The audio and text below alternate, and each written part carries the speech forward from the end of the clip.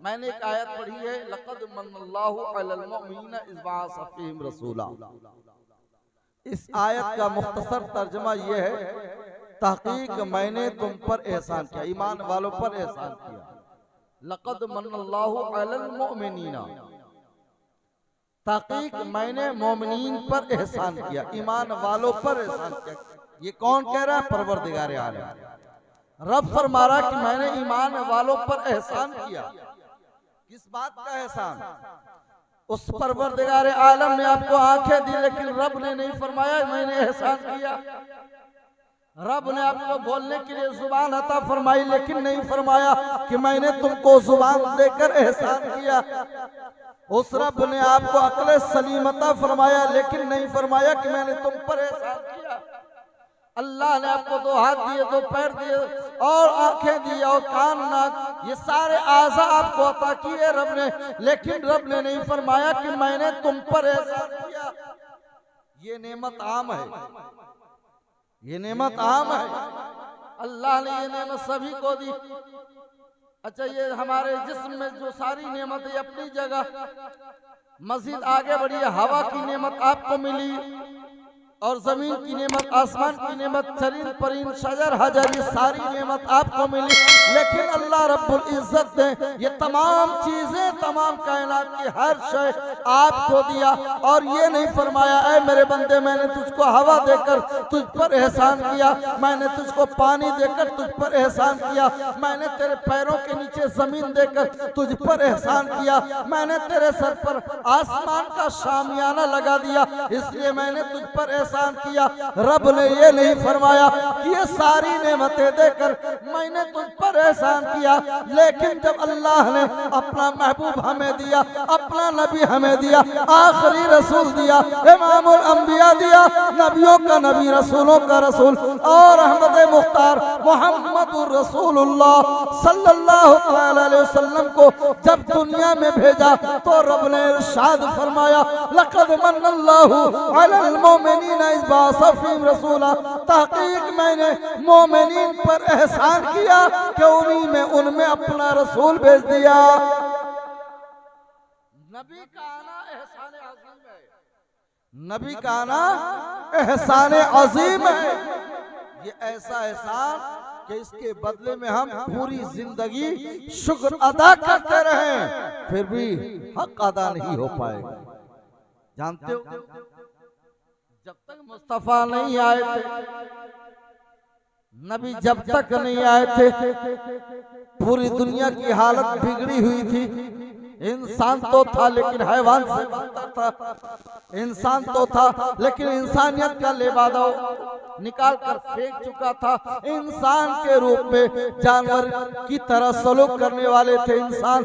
इंसानों के रूप में कोई अमीर अगर होता इंसान तो गरीब पर जुल्म करता था, कोई मालिक होता था तो नौकर पर जुल्म करता था, कोई बाप होता था तो बेटी पर सितम करता था। यानी इंसान तो था लेकिन इंसानी रूप में भेड़िया बन चुका था। लेकिन मुस्तफा की आमद हुई, मुस्तफा की आमद हुई, बरकत ये मिली कि इंसान जो भेड़िया बन चुका था, जानवर बन चुका था, हैवान की तरह रूप अपना लिया था, उस इंसान को मुस्तफा ने इंसानियत का जामा पहना दिया, इंसानियत का लिबादा उड़ा दिया, इंसानों को इंसान बनाया है तो मुस्तफा। वरना तारीख उठाकर देखो, हिंदुस्तान की सरजमीन हो या अरब की सरजमीन या किसी भी कंट्री की धरती पर उठाकर देखो, सरकार की आमद से पहले और ईसा अलैहिस्सलाम के जाने के बाद, यानी आसमान पर उठाए जाने के बाद जो वक्फा रहा है, जो खाली दिन रहा है, कितने साल? 570 बरस तकरीबन, 570 बरस तकरीबन वो साल गुजरे हैं जिसमें कोई नबी नहीं है। दुनिया बगैर नबी के चल रही थी, बगैर नबी के 570 साल दुनिया इस तरह गुजार रही थी कि कोई उनको हिदायत देने वाला नहीं था, कोई समझाने वाला नहीं था, कोई बताने वाला नहीं था, कोई खुदा की मार्फत कराने वाला नहीं था, कोई खुदा की वहदानियत का ऐलान करने वाला नहीं था। ये 570 साल का जो वक्फा गुजरा, ऐसे हाल में, ऐसे आलम में शैतान को मुकम्मल चांस मिला, शैतान को मुकम्मल मौका मिला, मुकम्मल निशाना बांधा, मुकम्मल हमला आवर हुआ। इस तरह हमला आवर हुआ कि इंसानों के अंदर हैवानियत पैदा कर दिया, इंसानों के अंदर जानवरों की खूबियां पैदा कर दी। इंसान तो था लेकिन इंसान भेड़ियों की तरह बन चुका था, जानवरों की तरह हो चुका था। अपने हाथों से अपनी बेटियों को दफनाता था, अपने हाथों से अपने कमजोरों पर सितम करता था, अपने हाथों से अपने से नीचे वालों को जलीलो खार करता था। गोया इतना गिर चुका था इंसान कि इंसान ही इंसान पर सितम करता था, इंसान ही इंसान पर सितम करता था। इंसानों में मोहब्बत नहीं थी, भाईचारा नहीं था, प्यार मोहब्बत नहीं थी। और हाल ये था कि अगर किसी ने किसी के साथ कोई जुल्म सितम कर दिया तो उसका बदला 1 साल नहीं, कई पुश्तों तक लिया जाता था। किसी का जुल्मन कत्ल हो गया तो उसका बदला इस तरह लिया जाता था कि उस कत्ल के बदले में अगर उसके घर वालों को कत्ल नहीं कर पाया तो उसका बेटा, कातिल का बेटा उसका बदला लेता था। अगर वो भी नहीं ले पाया तो पोता उसका बदला लेता था, पोता भी नहीं ले पाता तो परपोता उसका बदला लेता था। मतलब ये जुल्म का मामला ऐसा था कि ये जुल्म खत्म नहीं होता था, कहीं ना कहीं उसको उसका बदला देना। इस तरह सितम के दौर थे। और हाल ये था कि उस जमाने में अगर औरत कोई बेवा हो जाती, शौहर के डेथ कर जाता, इंतकाल कर जाता, तो हाल क्या होता था कि उस औरत को लोग डायन कहते थे, उस औरत को डायन कहते थे, मनहूस कहते थे। और कमाल ये था कि गैर तो गैर, सगा बेटा भी अपनी सगी माँ को कहता था, माँ अपना चेहरा मत दिखाना, तेरा चेहरा देख लूंगा तो मेरा दिन खराब हो जाएगा, तेरा चेहरा देख लूंगा तो मैं अगर काम पे जा रहा हूँ तो काम नहीं मिल पाएगा, तेरा चेहरा देख लूंगा तो किसी मिशन पे जा रहा हूँ तो नाकाम हो जाऊंगा। गोया अपना सगा बेटा भी अपनी माँ के साथ ये जुल्म करता था और इस तरीके से उस बेवा पर सितम ढाया जाता था। लेकिन है लोगों, जरा सोचो, उस जमाने का हाल ये था कि अगर शौहर डेट कर जाता तो साथ साथ शौहर को तो जलाया जाता था, उसकी जिंदा औरत को, जिंदा बीवी को उसी के साथ सती किया जाता था, यानी उसको भी जिंदा जला दिया जाता था। ये हिंदुस्तान की रिवायत रही है, ये हिंदुस्तान का हाल रहा है। लेकिन कुर्बान जाओ नबी की आमद पर, कुर्बान जाओ मुस्तफा की आमद पर। जब मुस्तफा जाने रहमत आए और 25 साल की उम्र में जब मुस्तफा ने पहली मर्तबा निकाह किया तो किसी कुंवारी से नहीं किया, किसी हम उम्र से नहीं किया, किसी हसीना से नहीं, बल्कि उस औरत से किया है जो बेवा थी और उम्राज थी, 40 साल की उम्र वाली औरत, और खुद आपकी उम्र 25 साल। 25 साल की उम्र में 40 साल औरत से निकाह जो किया है, बेवा से निकाह किया है और दुनिया को ये बता दिया है, ऐ दुनिया वालों, बेवा इसलिए नहीं है कि तुम उसको सताओ, तकलीफ दो, उसे जलील करो, बल्कि वो भी हक रखती है कि उसको भी निकाह में लाया जाए। इज्जत बख्शी है मुस्तफा ने, इज्जत बख्शी है मुस्तफा ने, उसे शान अता किया है मुस्तफा ने। वरना हिंदुस्तान में वो दौर भी गुजरा जब एक बेवा हुकूमत कर रही थी, इंदिरा गांधी के जमाने में। इंदिरा गांधी भी तो बेवा थी, लेकिन हिंदुस्तान में हुकूमत की है उसने। उसको ये रुतबा अगर मिला है, अगर ये मर्तबा मिला है, अगर उसको ये चांस मिला है, अगर लोगों के लिए निगाह में महबूब बनी है, वो लोगों ने उसको अगर इज्जत दी है, तो यकीनन ये इज्जत देना आपका नहीं था, बल्कि उससे पहले मुस्तफा ने इज्जत देकर दुनिया को बताया है, मुस्तफा ने एहतराम करके बताया है, मुस्तफा ने इज्जत करके सिखाया है। तब दुनिया को समझ में आया कि औरत भी इंसान होती है, औरत के अंदर अंदर भी दर्द होता है, औरत के अंदर भी दिल होता है, औरत भी इंसान की तरह ही है। इसलिए अगर हमें जीने का हक है तो उस औरत को भी जीने का हक। ये तालीम दी है तो किसने? मुस्तफा जाने रहमत ने, पैगंबर आजम ने, नबी रहमत ने। ऐ लोग एहसान मानो नबी करीम का, दुनिया एहसान माने, दुनिया एहसान माने।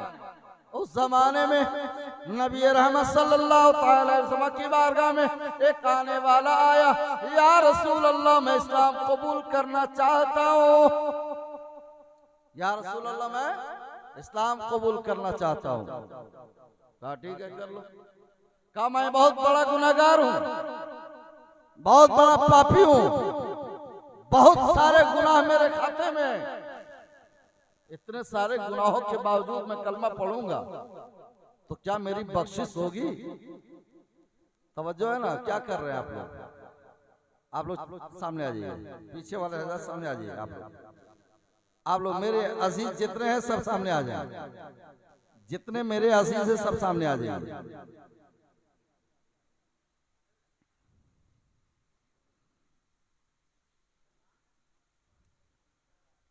तवज्जो दीजिए।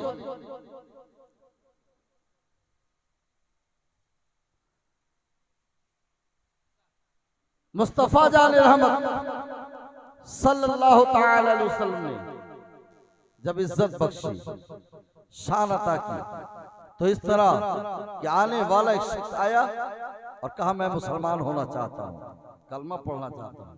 कहा पढ़ लो। कहा बहुत गुनहगार हूँ, बहुत बड़ा मुजरिम हूँ, बहुत सारे पाप मैंने किए हैं। कहा सारे गुनाह माफ कर दिए जाएंगे, सिर्फ कलमा पढ़ ले, सारे गुनाह माफ हो जाएंगे। कलमा शरीफ पढ़ ले, जितने भी जमाने कुफ्र के गुनाह हैं कलमा पढ़ने की बरकत से सब माफ कर दिए जाएंगे। कहा ठीक है, लेकिन मैं इतना बड़ा पापी हूँ कि 10 जिंदा बच्चियों को अपने हाथों से दफन किया है। 10 जिंदा बच्चियों को मैंने अपने हाथों से दफन किया है। क्या ये गुनाह भी मेरा माफ हो जाएगा? अल्लाह अकबर। वो ज़माने कुफ्र में था, वो ज़माने जहालत में था। वो गुनाह किस वक्त किया?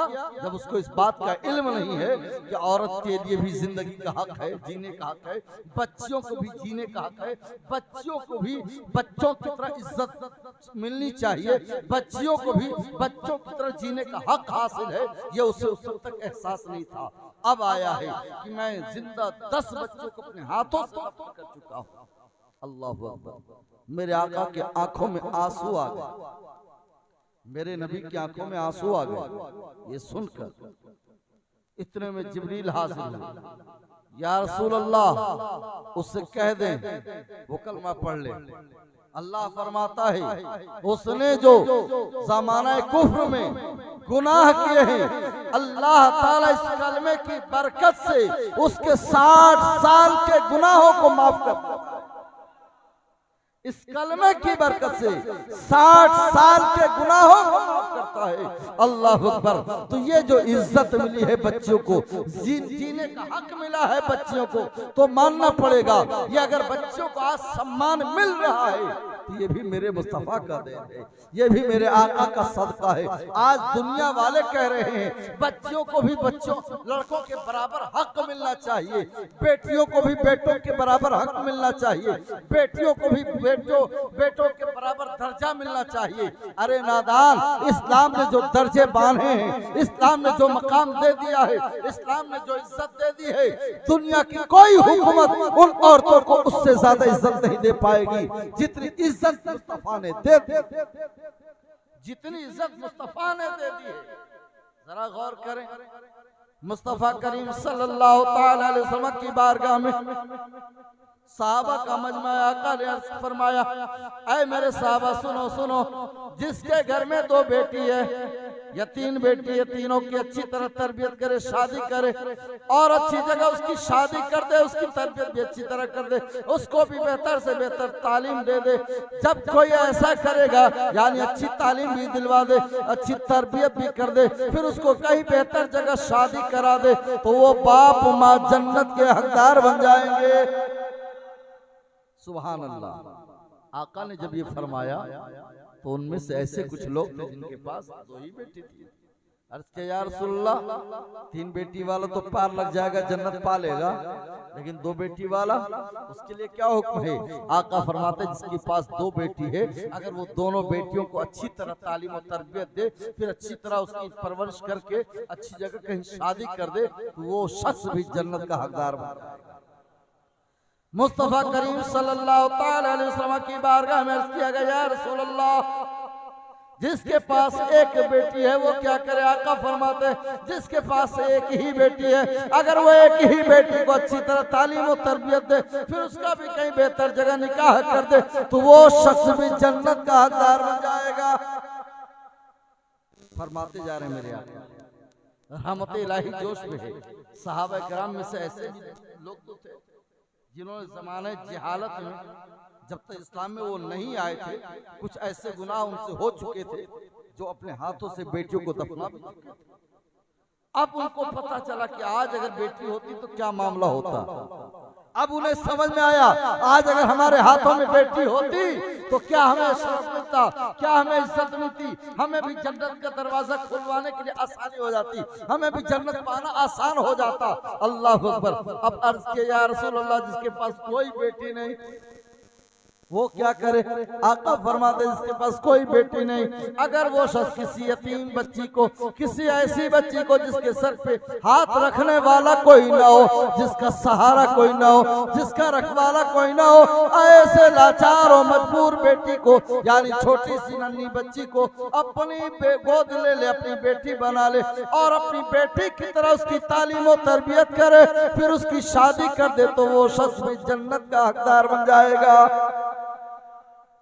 अब जब ये ऐलान हुआ कि जो शख्स यतीम बच्ची को, गरीब बच्ची को, कमजोर बच्ची को, लाचार बच्ची को बेटी बना ले, बेटी की तरफ परवरिश करे, तो उसका बदला भी, उसका इनाम भी जन्नत है। तो अब वो लोग निकल पड़े मदीने की गलियों में, मक्के की गलियों में, कि कोई यतीम बच्ची मिल जाए, कोई गरीब बेटी मिल जाए, कोई लाचार बेटी मिल जाए। कल भी निकलते थे, आज भी निकले हैं। कल के निकलने में आज के निकल में डिफरेंस है, फर्क है। कल जब तक इस्लाम में वो नहीं आए थे, जब निकलते थे गलियों में, निकलते थे मोहल्ले में, और कोई यतीम बच्ची मिल जाती, लगता था कि उसके सर पे हाथ रखने वाला कोई नहीं है, उसका सहारा कोई नहीं है, उसका मददगार कोई नहीं, तो वो लोग उस बच्ची को जबरन जुल्मन अपनी कनीज बनाते थे, नौकरानी बनाते थे, खादिमा बनाते थे, और उसके नाम की जो चीज होती उसको अपने कब्जे में निकलते तो थे उस वक्त भी, लेकिन नियत अलग होती थी, नजरिया अलग होता था। जब तक इस्लाम में नहीं आए थे, यतीमों पर जुल्म करने वाले थे वो, यतीमों को सताने वाले थे वो, यतीमों का माल लूटने वाले थे वो।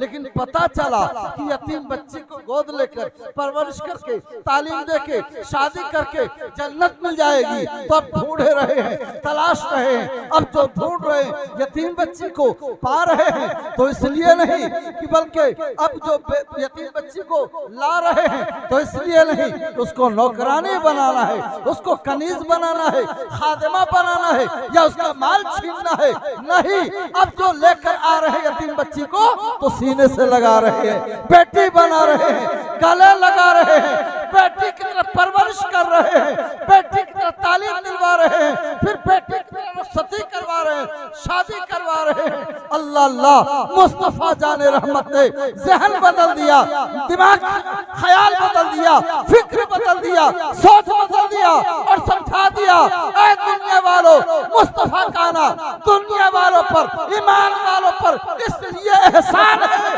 कि मुस्तफा ने इंसानों को इंसान, मुस्तफा ने इंसानों को इंसान बनाया। उन्हीं की आमद का सदका है जो हमें मोहब्बत नजर आ रही है, उन्हीं की आमद का सदका है जो बाप बेटे में प्यार नजर आ रहा है, उन्हीं की आमद का सदका है जो माँ बेटे में प्यार नजर आ रहा है, उन्हीं की आमद का सदका है जो भाइयों में प्यार नजर आ रहा है, उन्हीं की आमद का सदका है जो दोस्तों में प्यार नजर आ रहा है। ऐ लोगों, मुस्तफा का आना मोमिनीन पर एहसान खास है, और एहसान आम अगर कहा जाए तो तमाम इंसानों पर दुरूद पाक पढ़िए। अल्लाहुम्मा सल्ली अला सय्यिदना व शफीना व हबीबना व नबीना मौलाना मुहम्मद मादिल जुद वल करम व अला आलिहि व सहबिहि बारिक वसल्लम। सल्लु अलैहि सलातु व सलामुन दाइमन अलैका या रसूलल्लाह। सल्लु अलैहि सलातु व सलामुन दाइमन अलैका या हबीबल्लाह सल्लल्लाहु तआला अलैहि वसल्लम। लक़द मन्नल्लाहु अलल मुमिनीना इज़ बअस फ़ीहिम रसूला। तहक़ीक़ मोमिनीन पर एहसान किया कि उनमें अपना रसूल भेज दिया। अब आओ कुछ काम की बात बताएं, सुनेंगे आप लोग? ये इरादा है जाने का? इरादा नहीं ना है? जब तक आ रहे हजरत उनकी भी कुछ शायरी हो जाएगी, कुछ मिजाज अलग हो जाएगा इंशाअल्लाह। दुरूद पाक पढ़िए। अल्लाहुम्मा सल्ली अला सय्यिदिना व शफीना व हबीबिना व नबीना मौलाना मुहम्मद मादिल जुद वल करम व अला आलिहि व सहबिहि बारिक वसल्लम। सल्लु अलैहि सलातु व सलामुन अलैका या रसूलल्लाह। हम मुस्तफ़ा जाने रहमत सल्लल्लाहु तआला अलैहि वसल्लम की आमद पर खुशियां मनाते हैं। मनाना चाहिए कि नहीं? अरे बोलिए ना भाई, मनाना चाहिए। मोहब्बत करने की कई निशानी है, मोहब्बत करने की बहुत सारी निशानी है। बेटा बाप से मोहब्बत करता है तो बाप की बातें सुनता है, बेटा बाप की बातें सुनता है। बेटा जब बाप से मोहब्बत करता है तो बाप की बातों को अहमियत देता है। जब वालिद कहते हैं यहाँ फौरन चला आता है, ये भी मोहब्बत करने की निशानी है। जब बाप थक थका के घर को लौटता है, बेटा वफादार है तो अपने बाप के पैरों को दबाना शुरू कर देता है, ये भी मोहब्बत की निशानी है। ये ताज़ीम कर रहा है, वो एहतराम कर रहा है। मोहब्बत करने के कई तरीके हैं। नबी से मोहब्बत करने का तरीका ये भी है कि हम दुरूद पढ़ते हैं, सलाम पढ़ते हैं, क़याम करते हैं। ये क़याम सलाम पर भी बहुत सारे लोग तनाव का शिकार हो जाते हैं, झगड़े में पड़ जाते हैं। कहाँ क़याम लिखा हुआ है, कहाँ सलाम लिखा हुआ है। हालांकि झगड़ने की चीज नहीं है, सलाम क़याम झगड़ने की चीज नहीं, कबूल करने की चीज है, मानने की चीज है। अरे भाई सलाम कर रहे हैं तो किसको करें? नबी को सलाम कर रहे हैं, बोलिए ना, नबी को सलाम कर रहे हैं। बेटा बाप को सलाम करता है तो बाप को खुशी होती है। नौकर मालिक को सलाम करता है तो मालिक को खुशी होती है। वर्कर कंपनी को सलाम करता है तो कंपनी खुश होता है। लेबर अपने ऊपर वाले को सलाम करता है तो उसको खुशी होती है। छोटा अपने बड़े को सलाम करता है तो बड़े को खुशी होती है। दूल्हा मजमे में खड़े होकर सलाम करता है तो सबको खुशी होती है। ये खुशी ही की चीज है। सलाम करने पर कोई नाराज होता है? ऐसा कोई है जिसको सलाम किया तो नाराज हो जाए? आका फरमाते सलाम को आम करो, सलाम को आम करो, सलाम फैलाओ। सलाम करोगे तो मोहब्बत बढ़ेगी। सुभान अल्लाह। सलाम करोगे तो मोहब्बत बढ़ेगी। अगर कोई तुम्हारा जानी दुश्मन है, कट्टर मुखालिफ है, तुमसे बात करना नहीं चाहता, तुमसे बात करना गवारा नहीं करता, आप एक बार सलाम करो, 2 बार करो, 3 बार करो, सलाम करते रहो। जब मौका मिले, जब उधर से आना जाना हो, जब उससे मुलाकात हो जाए, सलाम करो, बात मत करो, बस सलाम करते रहो। सलाम करके आगे बढ़ जाओ। एक न एक दिन उसके दिल में जरूर नरमी आ जाएगी। जो दिल में सख्ती है ना, इस सख्ती का एक दिन खात्मा होगा और आपके लिए उसके दिल में कहीं ना कहीं प्यार पैदा हो जाएगा। कट्टर दुश्मन भी आपके लिए अपने दिल में नरमी महसूस करेगा। आज सलाम का जवाब नहीं दिया है, कल भी नहीं दिया है, परसों भी नहीं दिया है, लेकिन एक दिन जरूर आएगा कि आपके सलाम का वो जवाब देता ना। ये सलाम मोहब्बत की निशानी है। जब कोई बंदा मोमिन सलाम पढ़ता है नबी पर तो इसलिए कि मोहब्बत करता है, इस तसव्वुर के साथ। अच्छा, कुरान अज़ीम में अल्लाह ने इरशाद फरमाया, या अय्युहल्लज़ीना आमनू सल्लू अलैहि व सल्लिमू तस्लीमा। पूरी आयत क्या है? इन्नल्लाह व मलाइकतहु युसल्लूना अलन नबी, है ना? फातिहा पढ़ते हैं, जब भी फातिहा पढ़िएगा ये आयत जरूर पढ़ते हैं। जब भी हम फातिहा पढ़ते हैं उस फातिहे में ये आयत जरूर पढ़ते, इन्नल्लाह व मलाइकतहु युसल्लूना अलन नबी, बेशक अल्लाह और उसके फरिश्ते दुरूद भेजते हैं नबी पर। अब क्या करना, ये काम कौन कर रहा है? परवरदिगार आलम और उसके फरिश्ते। दुरूद किस पर भेज रहा है रब? नबी पर। फरिश्ते किस पर दुरूद भेज रहे हैं? नबी पर। जब रब दुरूद भेज रहा है, फरिश्ते दुरूद भेज रहे हैं, अल्लाह का दुरूद भेजना, फरिश्तों का दुरूद भेजना नबी के लिए काफी है। नबी के लिए काफी है। कोई भेजे न भेजे कोई फर्क नहीं पड़ता।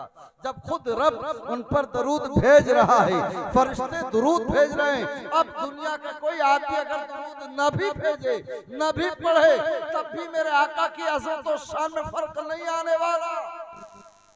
लेकिन रब चाहता है कि जो काम मैं कर रहा हूँ, मेरे फरिश्ते कर रहे हैं, वो काम मेरे बंदे भी करना शुरू कर दें, वो काम मेरे बंदे भी करें। हालांकि देखो, नमाज पढ़ने का हुक्म है ना, नमाज पढ़ने का हुक्म है। रब ने कहा नमाज पढ़ो, अकीमुस्सलाह, नमाज कायम करो, वातुज़ ज़कात, ज़कात अदा करो, यानी नमाज भी पढ़ो। अल्लाह ने नहीं फरमाया मैं नमाज पढ़ता हूँ तुम भी पढ़ो, मैं रोजा रखता हूँ तुम भी रखो, मैं हज करता हूँ तुम भी करो, मैं ज़कात देता हूँ तुम भी दो, ये नहीं फरमाया, बल्कि मुतलक हुक्म दिया तुम नमाज पढ़ो, तुम रोजा रखो, तुम हज करो, तुम अपने माल का ज़कात दो। हालांकि ये काम रब नहीं करता, लेकिन जब दरूद पढ़ने की बारी आई, सलाम की बारी आई, जब नबी पर दरूद भेजने की बारी आई, तो ये नहीं फरमाया ऐ ईमान वालों नबी पर दरूद भेजो, बल्कि पहले ये फरमाया कि बेशक अल्लाह और उसके फरिश्ते दरूद भेजते हैं नबी पर। ऐ ईमान वालों तुम भी दरूद भेजो और खूब खूब सलाम भेजो। तो ये दरूद भेजना रब का तरीका, रब का तरीका, रब भेज रहा है। कुर्बान जाइए, हर काम तो आपको करने का हुक्म दिया, हर काम को करने का हुक्म रब ने आपको दिया है, लेकिन एक दुरूद है जो खुद भी कर रहा है और करने का हुक्म भी दे रहा है। दुरूद खुद भी भेज रहा है और भेजने का हुक्म भी दे रहा है। और जब दुरूद भेजने की बात आई और सलाम की बात आई, तो सलाम के लिए कहा सल्लिमू अलैहि वसल्लिमू तस्लीमा, यानी कसरत से ज्यादा सलाम भेजो। मुतलक हुक्म है, नहीं इसमें ये कायद नहीं है कि खड़ा होकर सलाम भेजो, बैठ के सलाम भेजो, लेट कर भेजो, सो कर भेजो, कैसे भेजना है ये नहीं कहा। अल्लाह ने ये कायद नहीं लगाया कि तुम्हें सलाम भेजना है तो कैसे भेजना है, किस अंदाज में भेजना है, खड़ा होकर भेजोगे, बैठ कर भेजोगे, लेट कर भेजोगे, ये नहीं फरमाया, बल्कि मुतलक कहा सलाम भेजो।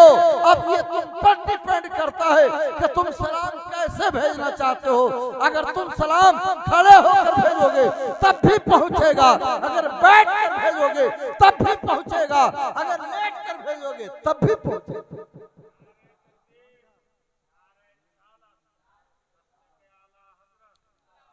हर सूरत में सलाम भेजेगा, पहुंचेगा, लेकिन जब हर सूरत भेजा पहुंचेगा सलाम, तो फिर हम खड़ा होकर ही क्यों भेजते हैं? कोई जिद पे है कि हम खड़ा होकर नहीं भेजेंगे, है ना? कोई जिद पे है खड़ा होकर नहीं भेजेंगे, मत भेजे, उससे क्या फर्क पड़ता है मेरे आका को? वो ना भेजे तो क्या फर्क पड़ेगा मेरे नबी को? मेरे आका की शान इसके पढ़ने से नहीं बढ़ा है, मेरे आका की शान इसके दुरूद भेजने से नहीं बढ़ा है, अल्लाह ने बढ़ा दिया है, अल्लाह ने बढ़ाया है। किसी के दुरूद भेजने से मेरे नबी का रुतबा नहीं बढ़ता, बल्कि अल्लाह ने बढ़ा दिया है। हाँ, जो आशिक़े मुस्तफा नबी पर दुरूद भेजेगा, सलाम भेजेगा, उस आशिक का दर्जा बढ़ता जाएगा, उस आशिक का रुतबा बुलंद होगा, उस आशिक की इज्जत बढ़ती जाएगी। तो हम अपना रुतबा बढ़ा रहे हैं दुरूद भेजकर, हम अपना मर्तबा बुलंद कर रहे हैं सलाम भेजकर। अगर कोई नहीं बढ़ाना चाहता अपना रुतबा तो मत बढ़ाए, लेकिन हम तो बढ़ाना चाहते हैं, हम तो चाहेंगे कि इज्जत हमको भी मिले, रुसुखुरी हासिल हो। अब जरा सोचो, खड़े होकर क्यों भेजे? तो अल्लाह ने इरशाद फरमाया वो तो अज़्ज़रू हो वो तो वक़्रू हो वो तो सब्बिहू हो बुकरतम वसीला। खूब खूब ताज़ीम करो, खूब खूब तौक़ीर करो, नबी की ताज़ीम करो। कितनी? जितनी ज्यादा हो सके, जितनी ज्यादा ताज़ीम कर सकते हो करो। कैद नहीं है, इतनी ताज़ीम करो, इससे आगे नहीं। खूब खूब ताज़ीम करो। अब खूब खूब ताज़ीम क्या है? जिसमें ज्यादा इज्जत पाई जाए वो अंदाज अपनाया जाए, जिसमें एहतराम ज्यादा पाया जाए वो तरीका अपनाया जाए। सजदा नहीं कर सकते, सजदा हराम है, सजदा नहीं कर सकते, सजदा हराम है। क्योंकि मुस्तफ़ा ने फरमाया अगर अल्लाह के अलावा किसी और को सजदा करना जायज होता तो मैं औरतों को हुक्म देता कि वो अपने शौहर को सजदा करे। लेकिन अल्लाह ने अल्लाह के अलावा किसी और को सजदा करना जायज नहीं है, सजदा सिर्फ अल्लाह के लिए। लेकिन अल्लाह ने, अल्लाह के रसूल ने ये नहीं फरमाया कि क़याम भी अल्लाह के अलावा किसी के लिए ना करना। ये तो नहीं फरमाया कि अल्लाह के अलावा किसी और के लिए क़याम भी मत करना, खड़ा भी मत होना, ताज़ीम भी मत करना, खड़े होकर एहतराम भी मत करना। ये तो नहीं फरमाया। बल्कि एक वाकया मिलता है कि कबीले का सरदार जब नबी की बारगाह में आया तो अल्लाह के रसूल उसका खड़े होकर इस्तकबाल करते। कबीले का सरदार जब आता है तो मेरे आका को खड़े होकर उसका एहतराम कर रहे हैं। इसी तरह मेरे आका सल्लल्लाहु अलैहि वसल्लम अपने सहाबा के साथ हैं। एक ज़ईफ़ा चली आ रही है, मेरे आका की नजर पड़ गई तो कौन आ रही है? माँ हलीमा आ रही है, माँ हलीमा आ रही है जिन्होंने नबी को दूध पिलाया था। जब हलीमा आ रही है तो मेरे आका सल्लल्लाहु अलैहि वसल्लम खड़े होकर उनका इस्तकबाल कर रहे हैं, खड़े होकर इस्तकबाल कर रहे हैं। माँ हलीमा आई, मेरे आका ने अपनी चादर बिछा दिया, माँ इस पर बैठ जाओ और अपने नबी का मिलाद पढ़ो, मेरे बचपन की बातें बयान करो। अल्लाह अकबर। हलीमा उस चादर रहमत पे बैठती है और नबी का मिलाद पढ़ती है, नबी का मिलाद बयान करती है। ऐ लोगों, नबी ने खड़े होकर ये दुनिया को बताया अगर किसी की ताज़ीम करनी हो तो उसके लिए खड़ा हो जाना चाहिए, किसी की इज्जत करनी हो तो उसके लिए खड़ा होना चाहिए। ऐसे ही मेरे आका सल्लल्लाहु अलैहि वसल्लम अपने हुजरे में होते जब सैयदा ताहिरा साहिदा नबी की बेटी हजरत फातिमा बाबा की बारगाह में आती, नबी की बारगाह में आती तो मेरे आका अपनी बेटी के लिए खड़े हो जाते थे, खड़े होकर इस्तकबाल करते थे। जब खुद नबी रहमत बेटी के पास जाते थे तो बेटी सैयदा फातिमा ज़हरा खड़े होकर एहतराम करती थी। तो दुनिया को पता चल गया कि अगर किसी का एहतराम करना होता है तो उसके लिए खड़ा होना चाहिए, है ना? जिसका एहतराम करना है उसके लिए क्या करना चाहिए? खड़े होकर एहतराम करना चाहिए। जब हमारे उलमा आते हैं तो हम खड़े हो जाते हैं, जब हमारे पीर साहब आते हैं हम खड़े हो जाते हैं, जब हमारे बुजुर्ग आते हैं हम खड़े हो जाते हैं। गोया खड़े होकर इज्जत की जाती है, खड़े होकर एहतराम किया जाता है। तो ऐ लोगों, जब गुलामाने मुस्तफा का एहतराम खड़े होकर किया जाता है तो जब कोई आशिक़े नबी पर सलाम करता है तो ये ख्याल जरूर रहता है कि मैं अगरचे बाकड़ा में खड़े होकर सलाम पढ़ रहा हूँ लेकिन मेरे नबी को अल्लाह ने वो आँख अता की है कि मदीने में रहकर मुझे देख रहे हैं, मदीने में रहकर मुझे देख रहे हैं। और जब नबी देख रहे हैं तो फिर हम बैठे क्यों रहेंगे? हम खड़े हो जाएंगे। नबी जब देख रहे हैं तो हम बैठे क्यों रहेंगे? खड़े हो जाएंगे, खड़े होकर एहतराम करेंगे, खड़े होकर सलाम पढ़ेंगे। हालांकि हालत नमाज में हम बैठकर नबी पर सलाम भेजते हैं, हालत नमाज में बैठकर हम नबी पर सलाम भेजते हैं। जब अत्तहियात में बैठते हैं क्या पढ़ते हैं? अस्सलामु अलैका अय्युहन नबी, सलाम हो ऐ नबी आप पर, है ना भाई। तो सलाम वहां पढ़ रहे हैं, लेकिन वहां बैठ के पढ़ रहे हैं, हालते नमाज में पढ़ रहे हैं। तो गोया हम बताना ये चाह रहे हैं कि कभी कभी हम बैठ कर भी सलाम भेजते हैं और कभी कभी खड़े होकर भी भेजते हैं। लिहाजा ये समझ में बताई मसला कि खड़े होकर क्यों पढ़ना चाहिए। इसलिए सिर्फ इसलिए कि हमारे आका रहमत आलम सल्लल्लाहु अलैहि वसल्लम को अल्लाह ने वो आँख अता फरमाई है कि मदीने में रहते जरूर हैं, लेकिन पूरी दुनिया को ऐसे देखते हैं जैसे कि अपनी हथेली को देखा करते हैं। बिरादरान इस्लाम, बस इसी के साथ मैं अपनी गुफ्तगू तमाम करता हूँ। अल्लाह ताला आप लोगों की मोहब्बतों को कबूल फरमाए और आपके इस जज्बे को कबूल फरमाए। आपने सजाया है, अल्लाह ताला आपकी सजावट को कबूल फरमाए और इसका बेहतर से बेहतर इनाम व जज़ा अता फरमाए। दौरान गुफ्तगू कहीं खाबी हो, लग़ज़िश हो, मैं भी तौबा करता हूँ, आप भी मेरे साथ कीजिए। अस्तगफिरुल्लाह रब्बी मिन कुल्लि ज़ंबि व अतूबु इलैह, ला इलाहा इल्लल्लाहु मुहम्मदुर रसूलुल्लाह सल्लल्लाहु तआला अलैहि वसल्लम व मा अलैना इल्लल बलाग। अस्सलामु अलैकुम व रहमतुल्लाहि व बरकातुहू।